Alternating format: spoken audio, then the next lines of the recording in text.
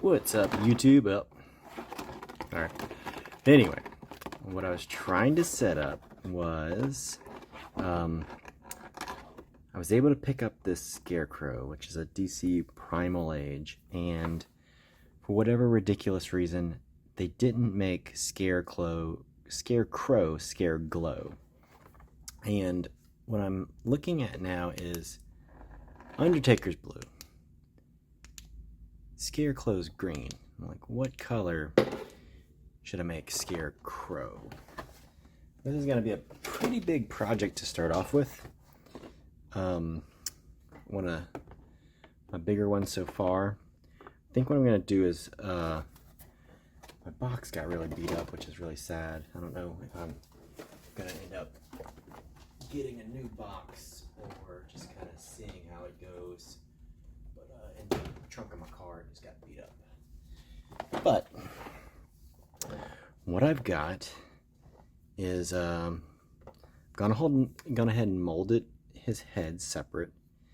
I think I'm going to mold this entire body. These legs I could do separate, but getting this to work well with just how I mold things might be very difficult. And he's just going to sit in the box anyway. The legs, anyway, articulation-wise, if I just get him to more or less stand, should be fine. And then having separate arms for articulation will be nice. So what I wanted to do is, he's even got this nice Scareglow-esque, chest plate already going, so we're already there. It's just really a question of colors. What I think I'm closest to is this glow gold, which I've done a test of real quick, and that should be this guy. I don't know that these are completely cured yet, unfortunately, even though this is like a 10-minute cure, but that might be okay. The other things that I'm looking at is trying to figure out what other colors to use with him. I should have put Scareglow up. Scareglow doesn't have just, a couple of colors. He, on the other hand, though, he's really monotone. He's got a brown, another brown, and then this really beige, where we've got more or less green, black, and then this like burgundy, and then a purple. So we've got a lot of colors, red eyes. Whereas on the Scarecrow, like, he's just so brown. Even in his back picture, he's just, the only thing he's got going for him is really his eyes. I just ran ahead of this too, that I'll paint as like kind of a test run. And it even is going to be in this, I believe the, actually I think this may actually be the gold, which is much more close to the color that his skin already is. And I'm going to go ahead and I'll paint this up something like, I think still yellow eyes is going to be good. I am actually kind of close to doing either like reds, maybe still have this brown cape, because I'm not going to redo this cape, so you still will have the brown, so something that works with brown. But even purple. And I don't know if that's too close to the Undertaker being the kind of blue and purple. And then the other project that I'm just starting off on is these micros. So I finally was able to get my hands on these micros, and they're pretty good. You see, I'm already starting to cut them up. What my plan is to make a two-part mold. I'm going to probably make it the two-part mold in their little cavity, because this is a nice size. Then I can change out his feet, and this heroic looking He-Man is going to become Scareglow. So similar to this pose, he's actually already really close to this pose. He's got a hand up here. All we're gonna have to do is just remove the chest plate. The loincloth area is already correct. The other thing I guess I could do is hands, because he should have those little skeletory hand, bad guy hands. I'm going to swap out his boots to give him the right bad guy feet. And I think with that, he'll be in pretty good space. So my plan, like I said, is going to make a 2-part mold, more or less, of He-Man, this He-Man Skeletor abomination that I'll have to make momentarily. And then I'm going to I was thinking about pouring into him to mold him in like a plaster. But I think I'm going to use Munster clay. And then I think I'm going to leave his little weapon alone. And hopefully I won't have to open this guy. But I do have this already. That once I got another one of these coming in. There's a new release of him. And I'll probably open that one because that one's a little bit more readily available. Or I might be able to score it, like multiples of it. But then hopefully I can cast his halberd at some point. So he'll be a little bit of a work in progress. But yeah, that's where I'm at mainly. And I think turning He-Man's head into this more or less should be pretty easy. I mean, it's just a Skeletor head. A skeleton head. I think the Skeletor head, using it as a base, would be more trouble than it's worth, because first you've got the mouth wide open, and I don't know that I'd want that. And you also have just a few other issues. I may consider it, though, to start off with more of a skeleton head, if like doing the teeth would be too much. But these guys, I was really impressed. These are really well painted for $1 from Dollar Tree. Definitely, great little guys to pick up to play around with. So yeah, I wanted to just start off with proposing the project and documenting a little bit of it, and we'll see how it goes. I think it'll be a interesting little minis project, and then of course I'm going to go ahead and I'll just reseal my Scareglow into this, even though it says Skeletor. And so that'll be kind of fun to have as something that I can hang up on my wall, so to speak. But yeah, this is my continuing to look at ways to correct some of these things. This Scarecrow actually really agitated me. Like I remember passing on him for a long time, and I just happened to find him at a mall this weekend, and I was like, I can fix this. And it's really unfortunate that Funko did it like this. That I mean, he looks like I glow in the dark. I mean, there's everything about this guy is I glow in the dark, and he doesn't. He just not a thing. Like, I have considered maybe making him kind of the blue purple color scheme, and with a yellow eyes. I'll keep considering what to do, but right now and that's the thing too, is if I'm gonna make molds of this guy, I can make multiple iterations, multiple tests. But I think for now my main thing is I just want to try and make him glow in a similar color scheme, but with some differences. I think the other thing that I was looking at also, even though you could arguably say this is almost an orange, and an orange, and that's why I was even looking at something like this. Browns are really oranges, and so I think you could play a little bit more with orange in this than just browns, to make him just a little bit more scary. But yeah, just a real quick update on some projects I'm working on, and I'll show some more results as it comes. Quick clamp trick tip.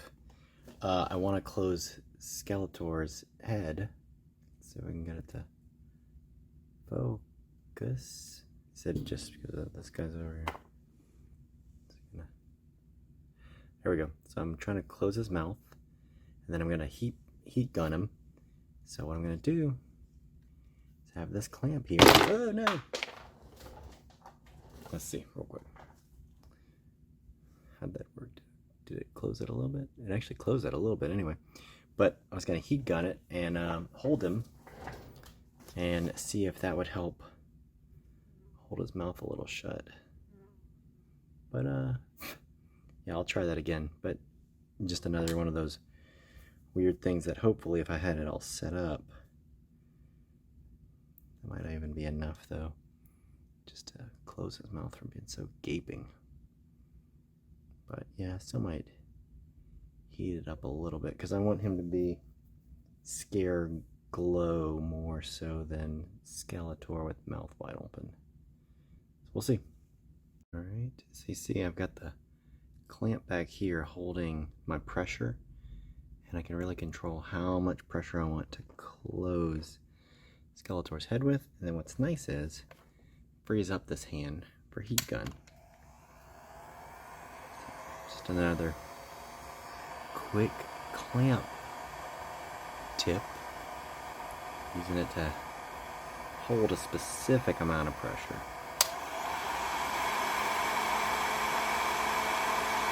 See how it goes. We'll try a couple times and see if we can close Skeletor's mouth.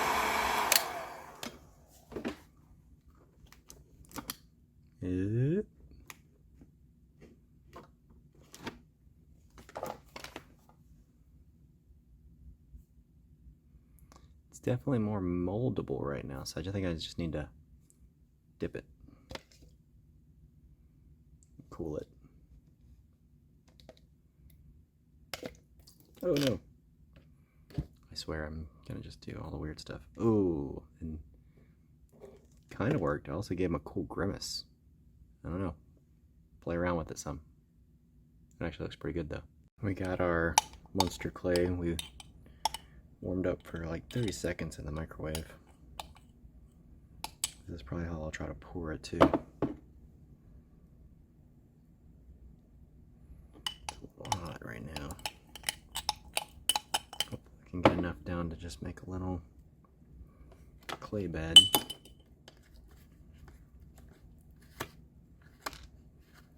This worked all better in my head than this right now. It's kind of like a wax. It's like a chocolate wax. Yeah, it's a little cooler. A little more moldable.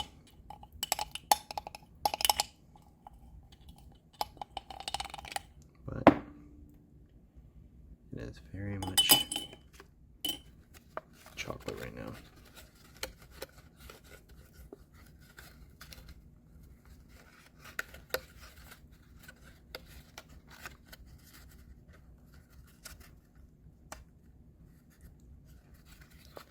One of the first times I'm going to use something like this instead of my little Legos.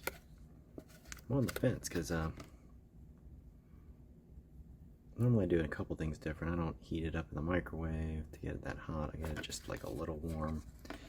And the other thing is the Lego box. I can make it exactly as I want. And I also normally do like vents and everything else. And I don't know if I'm going to do vents yet. I might cut my own vents. May actually fill them from the bottom, is what I was, from the back side. That's what I was kind of thinking about doing with the two-part. Have the vents come off the back.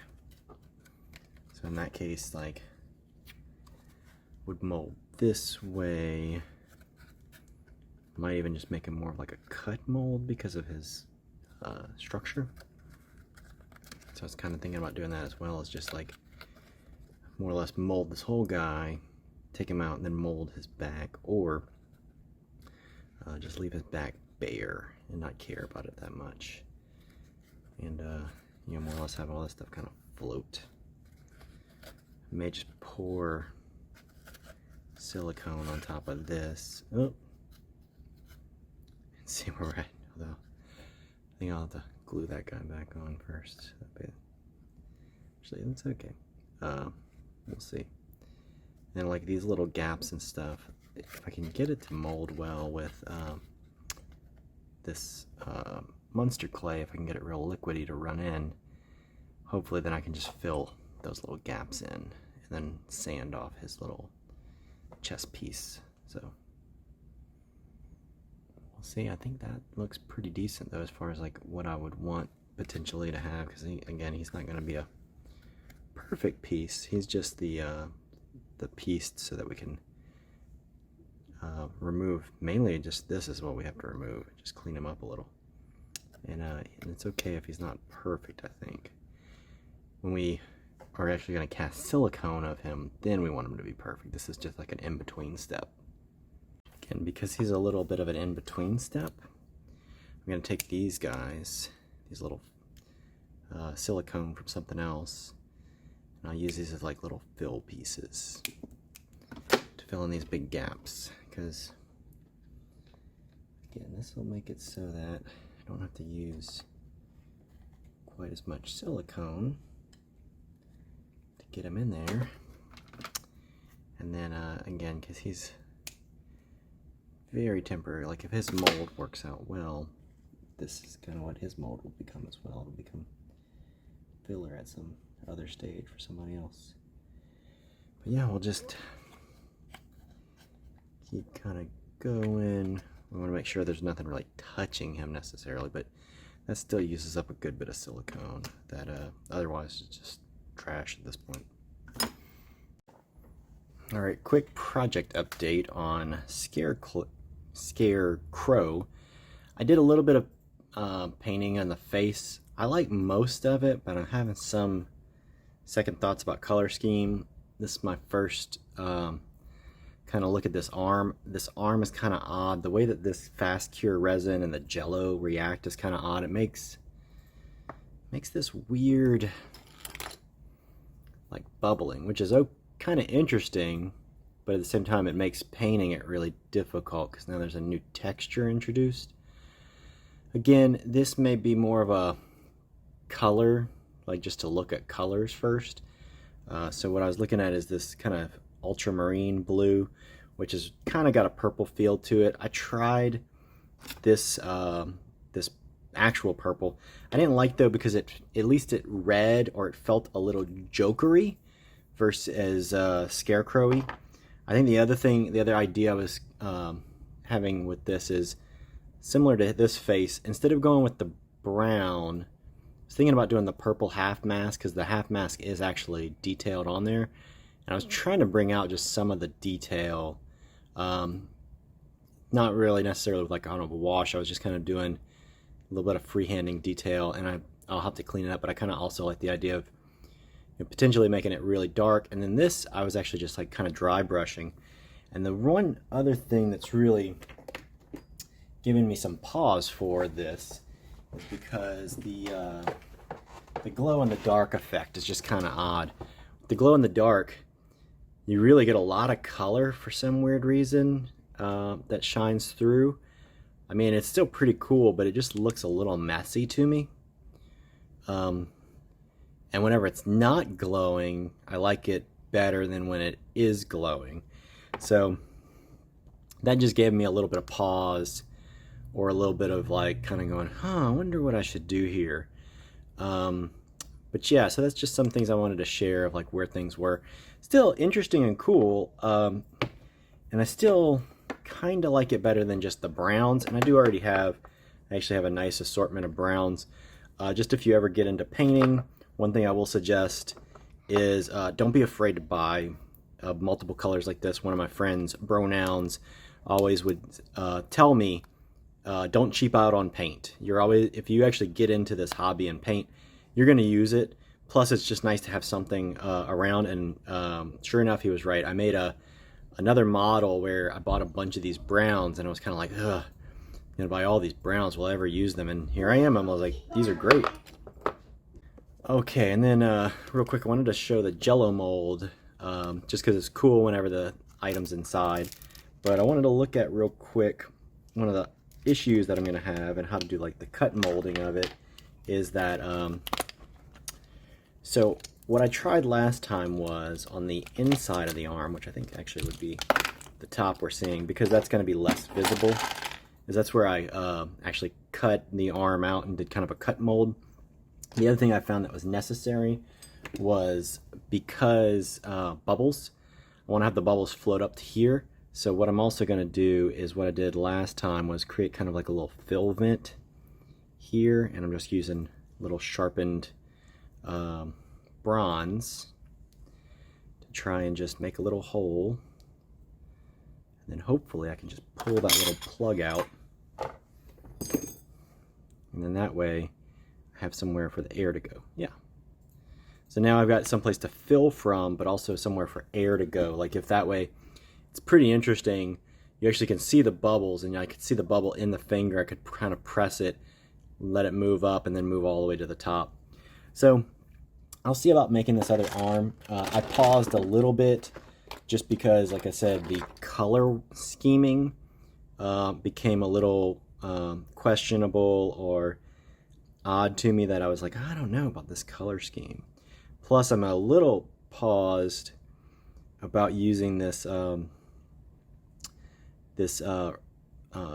molding material, this gel, because it's a little weird in that it just reacted odd with my material. So I'm just having a little pause of maybe I have to go to silicone, which is much more expensive, especially for something like this. That's like kind of like a one-off project. I wanted to do this where I was doing it with like a really cheap use case, and so now I'm kind of wondering, like, can I get away with doing it with a cheap use case? I don't mind the texture too much, but if it's going to affect the ability to repaint it, you know, that might affect if I use it or not. All right, so I've mixed up, I haven't mixed it yet, it's just there right now, but it's you'll have to trust me on this, it's like 12 grams each. I'm gonna put a little bit of my coloration in there, and then this stuff, once you touch it together, you have like 5 minutes before it starts gelling and going nuts. So really, I literally try to throw it together once or twice, really liquid, and then go. So what I'm going to try real quick is I'm going to try, first method is I'm going to go in through my little spot up here, and I'm just going to try and fill up nice and slow. Double check if I get any bubbles. Fortunately, oh, this is the side with the cut, okay. Fortunately, I have, like, you know, there's some air that can escape through my cut mold. Try not to push too fast or hard because I don't want to lose a bunch of resin that way.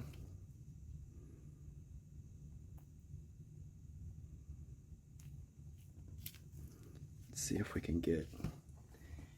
Okay, so we've got a little bubble right there. I'm just going to try and... Okay, that bubble's going all over the place now. So let's see if we can... See, now the problem I think that I'm going to have is I don't have a vent.